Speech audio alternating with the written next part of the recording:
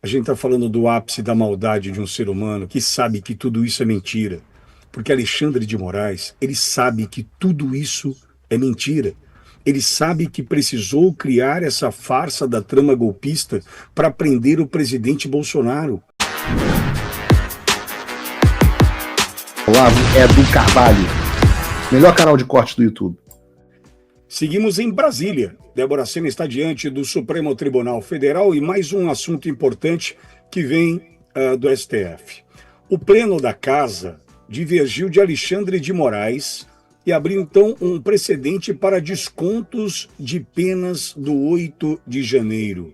É isso mesmo, Dé? É isso mesmo, Pitoli. Nós tivemos uma decisão recente do plenário do Supremo Tribunal Federal divergindo do voto do ministro relator dos casos do 8 de janeiro e, portanto, num entendimento favorável a Simone Macedo, presa pelo 8 de janeiro, e, como eu disse aqui, numa decisão que impõe uma derrota a Alexandre de Moraes. Simone, olha, professor, está passando realmente a gripe por Zoom, mas vamos lá. Já passei por exame. Fica tranquilo, eu estou distribuindo de graça. A Simone foi condenada a 1 ano de prisão. Ela é representada nesse processo pela Defensoria Pública da União e a DPU pediu que fosse considerado nesse processo, diante aí da pena de 1 ano de prisão em regime fechado, que fosse considerado o tempo em que ela usou tornozeleira eletrônica e também que ela fez ali o procedimento de recolhimento noturno. Hoje, Simone Macedo está em regime de prisão domiciliar e portanto, que esse entendimento do Pleno do Supremo Tribunal Federal seja efetivo, agora basta que a Defensoria Pública da União peça a prática, a aplicação desse entendimento que é agora tomado pelo plenário do Supremo. Eu vou trazer aqui como ficou esse placar, porque votaram a favor da ré os ministros Cristiano Zanin, André Mendonça, Edson Fachin, Carmen Lúcia, Luiz Fux e Gilmar Mendes. Votaram contra o pedido da ré Alexandre de Moraes, o relator, Dias Toffoli, Flávio Dino e Nunes Marques. Nunes Marques? Isso. Ele votou contra a patriota do 8 de janeiro para descontar o que ela usou de tornozeleira. E fez de recolhimento noturno, exatamente. Tá. Vamos lá. Max, Edu, Zizi, eu, hoje pela manhã, quem acompanhou o Jornal da Auriverde, me ouviu fazendo uma campanha por um patriota do 8 de janeiro. Nitidamente abalado, ele me procurou ontem, tem alguns áudios aqui, trocamos algumas mensagens, e esse cidadão preso do 8 de janeiro mora no interior do Pará, Natanael é o nome dele, e ele ainda não conseguiu se reerguer, justamente por conta do preconceito, por conta de uma tornozeleira nos pés, numa cidade pequena, e ele dependia dos recursos que a avó emprestava ou dava para ele sobreviver. A avó faleceu. E aí, já faz alguns meses, e o recurso se esgotou. O irmão não tem condição, a irmã não tem condição de ajudar, e a avó morreu. Esse rapaz ontem me mandou uma mensagem absolutamente desesperado, porque não tem o que comer. Não tem o que comer. Nós estamos falando de dinheiro para comprar um carro, uma casa, não. O cara não tinha dinheiro para comer ontem. Nós resolvemos esse problema ontem, inicialmente, fizemos uma campanha hoje por ele. Max, Edu, Zizi, a gente está falando do ápice da maldade de um ser humano que sabe que tudo isso é mentira. Porque Alexandre de Moraes, ele sabe que tudo isso é mentira. Ele sabe que precisou criar essa farsa da trama golpista para prender o presidente Bolsonaro. Tudo isso para tirar o Bolsonaro do jogo, é exemplo do que acontece hoje. Bolsonaro em casa, calado, anulado, torturado, e aí você pode classificar do jeito que quiser, mas nós sabemos que toda essa construção se deu, daquele fatídico 8 de janeiro, simplesmente para prender Jair Messias Bolsonaro. E aí nós temos uma votação que fica 6-4, votando contra um patriota ou contra a patriota do 8 de janeiro, Alexandre de Moraes, Flávio Dino, Dias Toffoli, até aí nenhuma surpresa, mas Nunes Marques me traz uma certa preocupação. É um mal sem fim, Max. A gente está falando de pessoas que sofrem as consequências até hoje. Eu trouxe esse exemplo do Natanael para mostrar que 3 anos e 8 meses depois do 8 de janeiro de 23, tem gente passando fome por isso, Max. Olha, Pitoli, é uma situação triste, né? É uma questão humanitária até. Você percebe que o que está acontecendo no Brasil? A gente está vendo as pessoas serem torturadas, terem seus direitos violados e parece que está tudo sendo tratado com a maior normalidade. Lembrando que no caso dessa moça que a Débora leu aí, ela não é uma presa nem do 8 de janeiro, tá? É a do 9 de janeiro, ou seja, não se sabe, ou pelo menos é bem provável que ela nem estivesse lá na manifestação da Praça dos Três Poderes, então a única coisa que ela fez era estava acampada na frente do quartel-general do Exército se manifestando, que é um direito constitucional. E mais, gente, houve uma perfídia ali. A gente não pode esquecer isso. Olha, uma coisa que quando o Flávio assumir, ele vai ter que ver que maneiras se tem para poder punir essas pessoas, porque a perfídia que foi cometida pelo general do Exército, que ali estava, e que ainda falou achando graça. Ele esteve no Congresso Nacional, sendo ali sabatinado, e ainda achou graça o fato dele ter enganado as pessoas que foram dormir tranquilamente, achando que eles a estavam protegendo, que seria esperado do Exército Brasileiro, né, diante de cidadãos honestos, cidadãos pacíficos ali, se manifestando pacificamente. Então houve um crime de perfídia, um crime gravíssimo, onde as pessoas foram enganadas, as provas são sobradas aí de vídeos, de áudios da época, as pessoas entraram no ônibus sem saber direito para onde elas estavam indo, estavam dizendo que era para elas irem embora, né? E aquele ônibus ficou ali circulando por horas e horas e horas, e as pessoas sem comida, sem água, sem saber o que estava acontecendo, enfim, foi um completo absurdo que aconteceu no Brasil. É algo que vai entrar para a história, que já entrou para a história do Brasil como talvez aí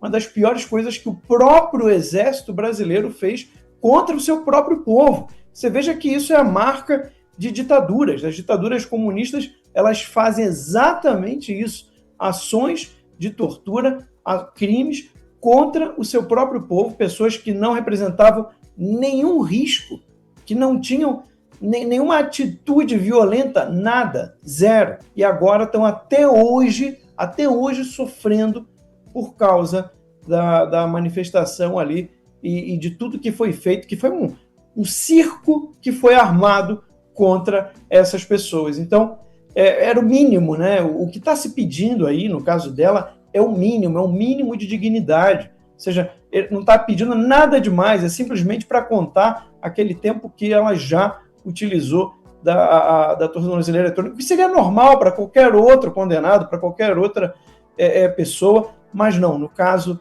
né, de pessoas que são de direita, de pessoas que estavam se manifestando, relembro, pacificamente em frente ao quartel-general. A gente está falando aqui de alguém que seria o preso do 9 de janeiro, que muitas das vezes são esquecidos também quando a gente acaba comentando e focando mais no dia do 8 de janeiro. Mas acho que é muito mais grave ainda esses presos do 9 de janeiro. Então, Pitoli, fica um relato aí, fica mais um registro histórico para o futuro. As pessoas, nesse caso, graças a Deus que ela conseguiu, obteve a maioria, mas é importante as pessoas entenderem que esses registros, eles serão importantes no futuro, porque eu tenho certeza que essa situação que nós estamos vivendo hoje, uma total anomia, né? Um país que não, o Estado de Direito já não existe mais no Brasil, que existe a vontade dos juízes, é um ativismo judicial, é essa vontade que prevalece, apesar de lei, apesar de Constituição, apesar de direitos humanos, o que temos hoje é a vontade do juiz prevalecendo. Mas eu tenho certeza de que isso não vai durar por muito tempo. Então é importante deixar isso muito bem registrado, para que no futuro as pessoas vejam o que aconteceu nesse momento histórico que nós estamos vivendo, para que isso nunca mais se repita no nosso país, Pitoli. Essa é a minha esperança. Perfeito. Edu, eu estava me lembrando também de outro ponto importante. Um voto contrário a essa senhora é de Flávio Dino. Flávio Dino, no 8 de janeiro de 23, era o ministro da Justiça e Segurança Pública de Lula e fez com que as imagens não fossem preservadas. Eu estou sendo bastante prudente aqui na minha fala, né, porque eu posso falar que ele desapareceu, que ele apagou, e acho que eu posso me enrolar. Ele simplesmente não preservou as imagens que poderiam derrubar toda essa narrativa. Por isso as imagens desapareceram. Isso é certo. Por quê?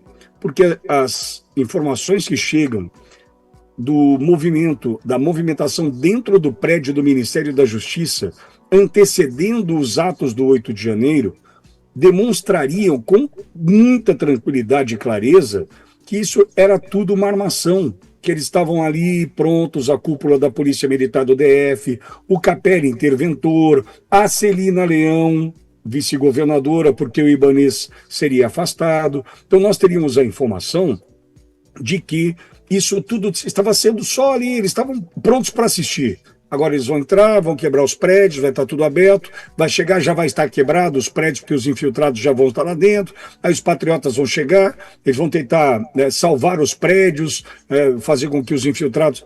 Os roteiros estavam prontos.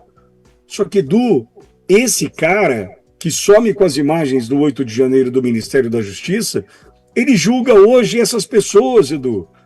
Desculpa, eu vou usar um termo aqui extremamente popular, mas é o capim comendo boi, Edu. Concorda? Concordo totalmente, Pitoli. Vergonhoso isso para o Brasil, né? E revoltante, porque inclusive ele poderia incorrer em crime de responsabilidade. Se ele não consegue manter as câmeras, ele responde objetivamente por isso, sendo ministro de Estado, não como ministro supremo. Sendo ministro de Estado, no caso, na época que ele era ministro da Justiça, ele não consegue zelar pela integridade do conteúdo filmado nas dependências dos prédios do Ministério. Teria a responsabilidade. Teve a situação de alertas, né? Teve avisos, salvo engano, da ABIN. Salvo engano, acho que foram 30 alertas da ABIN. 33 alertas da ABIN. E isso já, por si só, já incorre em crime de responsabilidade no mínimo. Vamos pegar aqui por baixo. Tá isso como ministro de Estado. Eu não estou falando como ministro do Supremo Tribunal Federal, coisas distintas. E aí nós temos a condução do caso em que ele também participa como julgador, como magistrado. Bom, é um completo absurdo, né? A gente sabe que na Constituição veda pelo princípio do juiz natural, tanto no artigo 5º, inciso 37, quanto no inciso 53, né, que não haverá juízo do tribunal de exceção, não poderia ocorrer dessa forma. Essas pessoas não foram julgadas pela autoridade competente, é o inciso 53 da Constituição, né? Essas pessoas não poderiam estar sendo julgadas no Supremo Tribunal Federal. O que foi que arrogou para si o Supremo para ter competência originária em julgar o caso dessas pessoas? A gente tem que lembrar as pessoas em casa que tem muita gente que tirou a própria vida também, tá? Teve caso de gente. Eu conheci um funcionário público, não era amigo meu, óbvio, um conhecido, era alguém do meu conhecimento que tinha relação com essa pessoa. Essa pessoa estava foi indiciada por toda essa situação falsa, né, do suposto do golpe imaginário aí, do 8 de janeiro, e a pessoa tirou a própria vida sendo funcionário público que estava começando a ser perseguida em suas funções. Para você ter dimensão o que essas pessoas estão passando. Aquele outro brasileiro também, que estava na Argentina, com 65 anos, agravou a saúde dele. Foram vários, né, foi um período longo longe da família, exilado na Argentina. Então, você pensa tudo. Seu aniversário longe da família, Dia dos Pais, que nós teremos esse final de semana, é Natal, é Páscoa, é Dia das Mães, tudo isso, Dia das Crianças, todos esses feriados de reuniões de família, incluindo seu aniversário, está longe da sua família. Imagine você isso. Né? Como bem lembrou o Max, a gente tem que lembrar isso mesmo, foi perfeito, Max. E aqui eu endosso e reforço o comentário dele no sentido da perfídia. Tá? Isso é crime internacional, inclusive. Tá? É proibido até pela Convenção de Genebra. O Brasil é signatário por meio do decreto 849/93. Inclusive, é na Convenção de Genebra que estabelece o direito internacional humanitário envolvendo o conflito armado. A perfídia, em caso, para você entender, que está no artigo 37 desta Convenção de Genebra, é proibido quando você abusa da boa-fé da pessoa para trair ela e traí-la. Isso é perfídia. Foi isso que o general ficou se gabando lá. A gente tem que lembrar disso. Foi perfeito, Max, ao lembrar disso. A gente não pode deixar passar, porque tem gente também, infelizmente, das Forças Armadas, que os brasileiros sempre confiaram tanto, que acabou traindo a confiança dessas pessoas. Era melhor declarar, gente, vão para suas casas, não vão acontecer nada, retornem suas casas. Um general falando isso teria mais credibilidade, pacificaria a situação. Então, esta situação, que a gente sabe que também já foi usada na história, em 1933, no incêndio do Reichstag, em que o Adolf Hitler usou para perseguir os opositores, que foi ele que incendiou o Partido Nazista, o grupo nazista incendiou o parlamento para justificar a perseguição dos opositores, imputando aos opositores o tal incêndio do Reichstag. Isso foi em 1933. É a mesma estrutura. Então é bom a gente lembrar disso tudo e é importante deixar registrado sempre. Tem milhares de brasileiros que não têm nem capacidade financeira no atual momento, fora os traumas, igual também teve aquela filha da Débora do Batom, em que basta ter uma sirene por perto de ambulância, bombeiro que seja, que a criança já começa a tremer e começa a chorar de medo, não sabendo se é a mãe que voltaria para a prisão. A gente tem que sempre deixar isso registrado, Vitória. O Trump voltou. Isso já deve ter tirado um peso das suas costas. Mas e o Brasil? O nosso país continua atolado e achar que só a vitória do Trump vai resolver tudo é ilusão. Nada vai mudar sozinho. E pode ter certeza de uma coisa: ficar xingando muito nas redes sociais não vai fazer diferença nenhuma. Você vai continuar esperando alguém fazer alguma coisa por você, um político, um salvador da pátria? Esquece. Se ninguém tomar uma atitude, nada acontece. Eu tô fazendo a minha parte. Eu parei a minha vida por isso. Mas, se você quer saber como pode ajudar sem precisar largar tudo, a resposta é simples: apoiando quem está na linha de frente. Sem esse apoio, sem essa linha de suprimento, esse trabalho morre. Sem estrutura, ninguém avança. Então acessa www.paulofigueiredoshow.com/apoie e com $5 por mês você pode fazer parte disso. Se puder mais, eu recomendo, seja um patrono Gold e participe ativamente no grupo que me ajuda a pautar esse debate. O que vai definir o futuro é quem faz e não quem reclama. A escolha é sua.